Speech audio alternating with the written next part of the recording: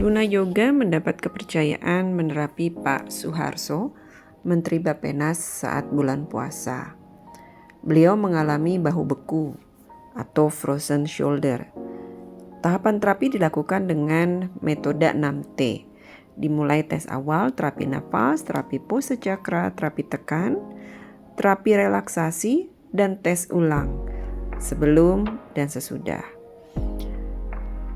Ketika kita tes, kita akan mengetahui di awal otot mana saja yang lemah, dan ketika melalui serangkaian proses terapi, ketika dites ulang lagi, maka biasanya otot-otot itu akan menjadi lebih kuat. Bahu beku adalah kondisi yang membatasi dan melumpuhkan gerak bahu dan lengan atas. Umumnya disebabkan peradangan dan kekakuan kapsul sendi bahu, kombinasi dari beberapa ligamen yang menopang sendi bola dan soket Anda. Ada 4 otot yang menempel di satu area yang sama di bahu atas luar, disebut rotator cuff atau manset rotator.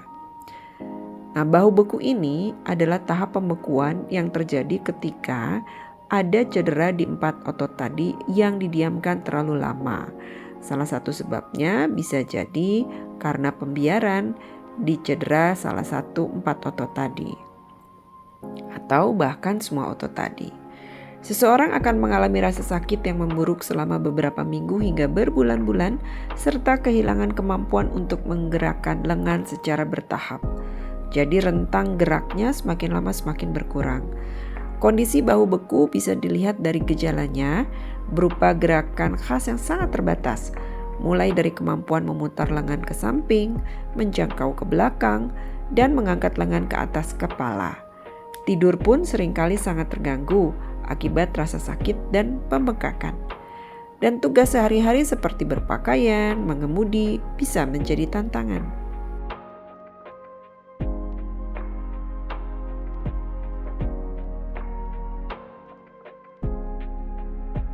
Hari ini saya mau berbagi bagaimana caranya membuka sumbatan buat mereka yang sakit bahu. Sakit bahu kalau didiamkan, dia akan berubah jadi frozen shoulder atau bahu beku. Ada 4 otot yang mesti kita cek. 1, bahu atas. Cek ketika Anda bergerak, rentang ketika mengangkat bahu bisa sejauh mana. Seharusnya bisa sampai sini atau bahkan bisa sampai sini. Buat mereka yang sakit di daerah bahunya atau frozen shoulder atau bahu beku, biasanya kesakitan sekali untuk mencapai posisi bahkan siku-siku.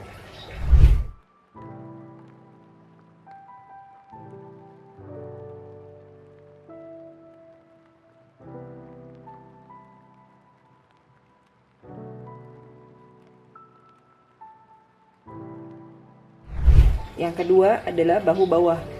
Bahu bawah ini fungsinya untuk menarik tangan ke arah belakang, ke arah bahu bawah. Cek ketika Anda melakukan ini sakit atau enggak, atau bahkan sama sekali tidak bisa melakukan sampai sejauh ini. Rentang geraknya dicek. Kalau sakit sekali. Jadi bedanya kalau sampai dia bahu beku, itu melakukan gerak itu sangat sakit. Jadi rentangnya sangat pendek. Jadi tidak bisa jauh. Kalau yang sakit bahu, yang bukan bahu beku, bukan frozen shoulder, dia masih bisa melakukan ini, tapi ada rasa sakit di beberapa titik gitu ya.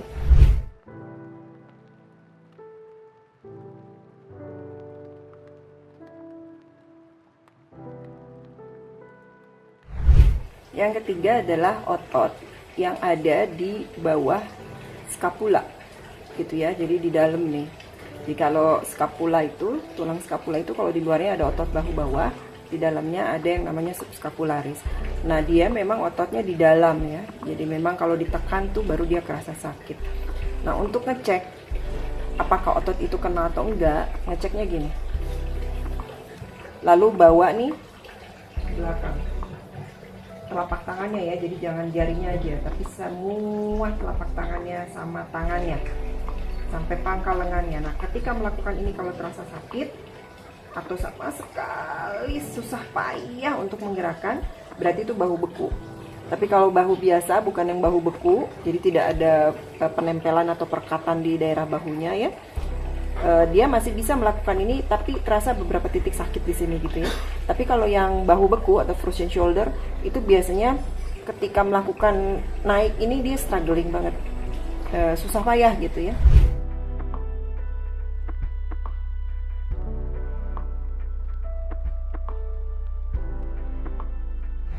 Susah payah. Oke, itu yang ketiga. Yang keempat adalah otot ketek. Nah, otot ketek nih, ya namanya juga ketek ya. Dia ada di tengah-tengah sini nih. Rasanya nyari kalau dipencet di daerah sini. Nah, ngeceknya, coba teman-teman nih, dia kan harus melakukan putaran gitu ya. Putarannya seperti ini. Jadi sikunya masuk ke dalam, sementara telapak tangannya dibawa keluar. Nah, kalau ketika melakukan pose ini ada yang terasa sakit, tapi masih bisa melakukan pose ini, tinggal dilatih berulang kali pose ini ya, latihan ini ya. Tapi kalau misalnya untuk masuk aja luar biasa gitu ya, range motionnya atau rentang geraknya itu sangat pendek, maka bisa jadi itu bahu beku.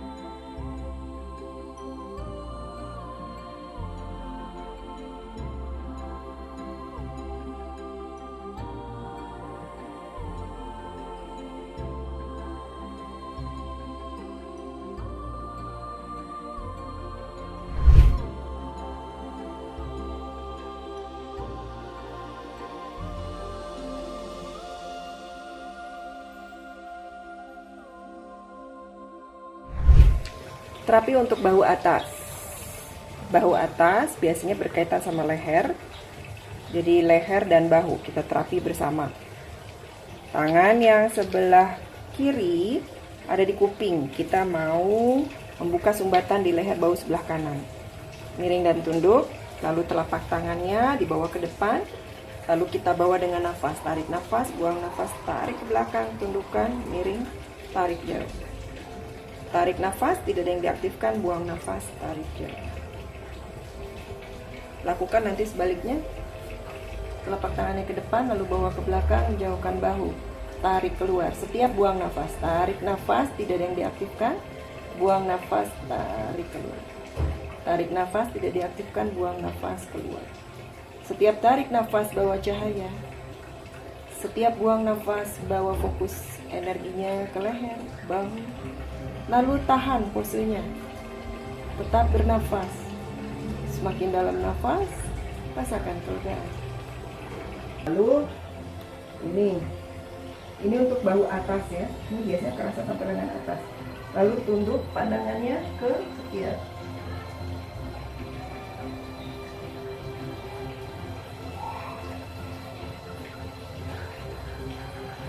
Lurus semua, jauhkan bahu, pandangannya ke ketiak. Ini untuk bahu atas. Ini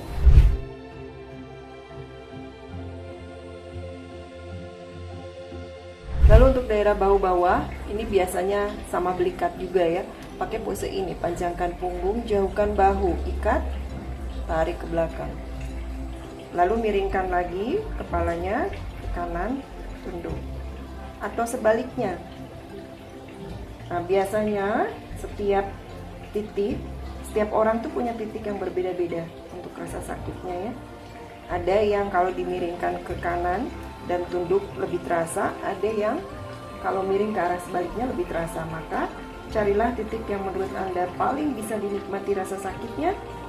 Cari batas terjauhnya yang Anda masih bisa menahan sakit dengan nikmat. Arahkan energi ke daerah yang tepat. Untuk bahu bawah, selain yang lurus seperti ini, tunduk, miringkan kepala ke kanan atau tunduk ya, sama. Nah, yang berikutnya adalah pose seperti ini. Tangan kanan, kalau bahu kanan yang terasa sakit, tangan kanannya lurus, tarik ke samping, lalu lihat ke bahu kanan. Nah, ini terasa sensasinya dari sini sampai ke tricep, karena memang di daerah bahu bawah ini nanti ada otot yang ke arah lengan atas, yaitu ini ke tricep. Jadi ketika ditarik, dia kerasa dari bahu bawah sampai ke arah lengan atas ya. Lengan atas luar atau otot tricepnya. Lakukan gerak ini, setiap buang nafas tarik.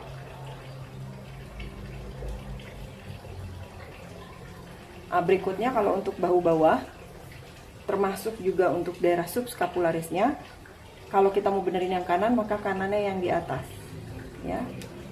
Saya biasanya mulai dari buka dulu, lalu pelan-pelan pastikan dia cross dulu siku sama sikunya, baru dipelintir.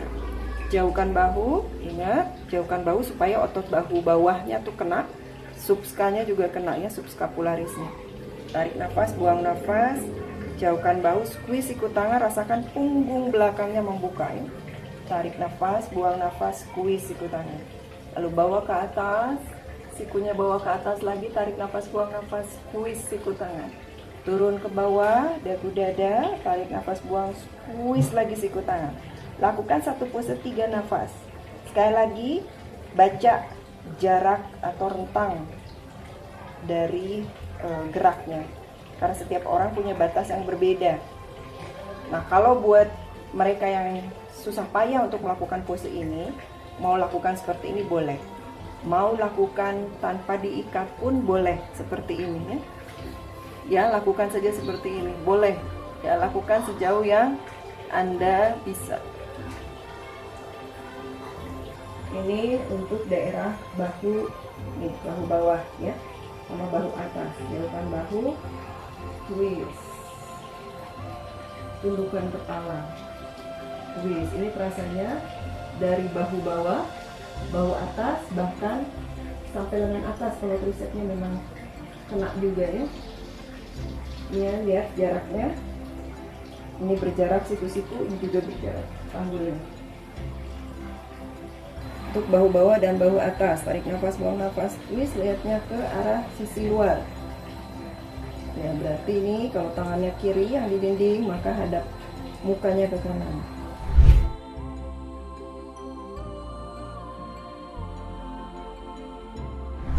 Pose ketiga untuk subska. Tarik nafas, buang nafas, turun ke bawah. Lihat posisinya siku-siku, jauhkan bahu agak ke belakang. Tarik nafas, buang nafas. Ya, ini juga sama untuk menggerakkan atau membuka sumbatan otot subskapularis. Ya, buat mereka yang range motionnya atau rentang geraknya belum segini, maka lakukan semampunya. Kalau bisa segini, lakukan segini. Kalau baru bisa mengangkat segini, lakukan segini, tapi rutin. Maka pelan-pelan kerak di daerah bahunya dia akan hilang, karena dengan latihan memperpanjang rentang gerak ini, lama-lama dia akan makin terbuka, dia makin lama makin besar rentangnya, akhirnya bisa seperti ini. Berapa lama? Bergantung intensitas kesabaran Anda untuk melakukan pose-pose terapi ini. Biasanya sekitar 3-6 bulan kalau rajin. Pose ini juga bisa dipakai untuk membuka sumbatan daerah subscapularis ya. Karena ini bahu bawah subscapularis, bisa menggunakan pose ini. Nah, untuk subscapularis itu ototnya dia ada di scapula ya, di dalam gitu ya. Belakangnya itu adalah bahu bawah. Nah, dia nempel di sini. Jadi kita bisa pakai pose yang berikutnya seperti ini. Ini ada titiknya daerah sini, kita raba aja. Setiap kita putar, biasanya dia ikut muter. Maka itu adalah otot yang hubungannya ke subscapularis tadi, dia nyambung ke sini gitu ya. Maka cari titiknya, lalu posenya, dibuka telapak tangannya, jauhkan bahu, tarik nafas, buang nafas. Ya, jadi kalau digerakkan ini ujungnya juga ikut bergerak. Nah, itu rasanya enak sekali. Ditambah dengan lehernya jauh, tunduk. Nah, ini lebih kerasa. Dibawa lagi lebih ke belakang. Ya. Belakang, tunduk, putar lagi. Tarik nafas. Buang nafas.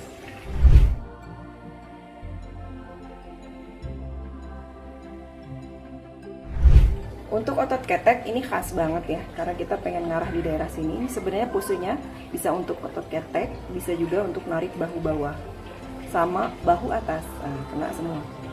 Tempel dulu tanpa ada rongga ya, lengan atas kuping kanan.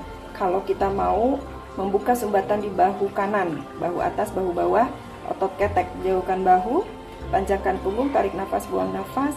Ketika side bend atau menekuk ke samping kiri, pastikan ribsnya daerah sini didorong ke kanan. Jadi usahakan torso kita itu stabil, panggulnya stabil.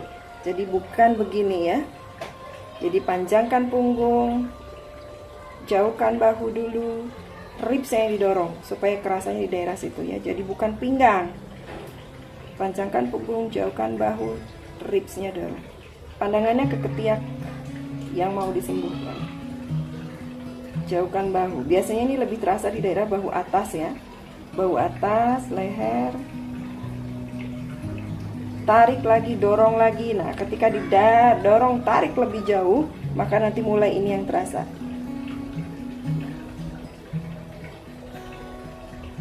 Pose berikutnya untuk otot ketek ya, variasi ya. Variasinya kita menggunakan dinding. Siku tangannya di dinding. Kalau kita mau benerin yang kanan, siku kanan di dinding. Ya, saya hadap ke belakang. Lalu tempel di punggung atas. Siku tangannya di dinding. Lalu tangan yang sebelah kirinya saya letakkan di dinding. Kenapa? Untuk mengangkat badan saya kalau terasa nyeri ya. Jadi mengukur kedalaman. Dikontrol dengan tangan kiri kita. Lalu kaki kanannya di cross ya, kaki kanan, tangan kanan yang dekat dinding, kanan kaki cross, siku tangan kanan ke dinding. Lalu tempel keteknya, tapi panggulnya jangan nempel. Jadi ketek kita yang nempel ke tiak. Ya.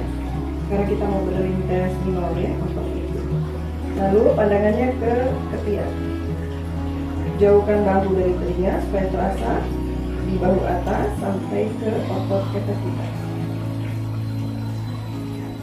Lalu sekarang untuk otot ketek, tangan kanannya di dinding, tempel dulu ke tiaknya, tempel telapak tangannya di punggung atas, atur jaraknya. Kalau terlalu jauh atau terlalu susah, terlalu tidak nyaman, dekatkan panggulnya.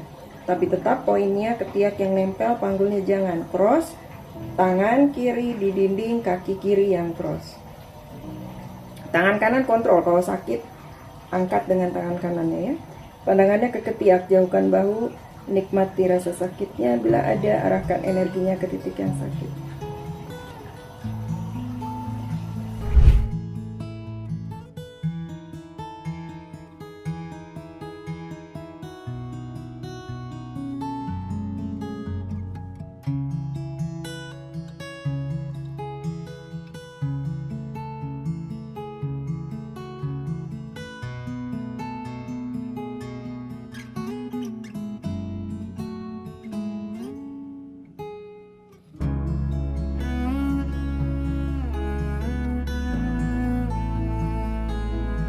Kita mau benerin ya Pak, tapi dengan kontrol spine. Jadi Bapak panjangin punggung, lalu kurvanya Bapak bawa ke kiri, maaf, ke kiri.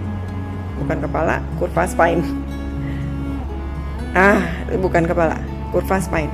Panjangan punggung, jauhkan bahu, kurva spine-nya. Jadi kurva spine itu berarti panggul sama bahu sama Bapak dibawa kayak rapat. Nah gitu. Oke, up, naik lagi, up.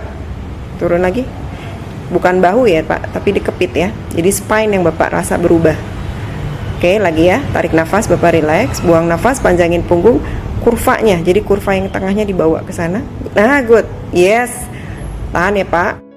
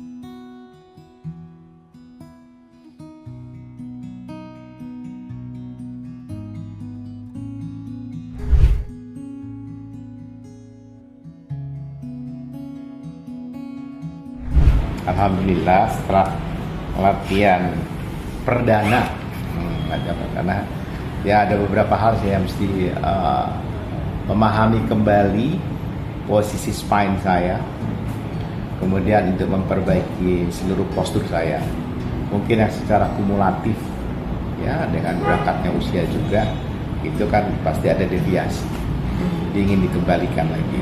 Pelan-pelan saya itu diajarkan untuk mengembalikan posisi yang sebelumnya.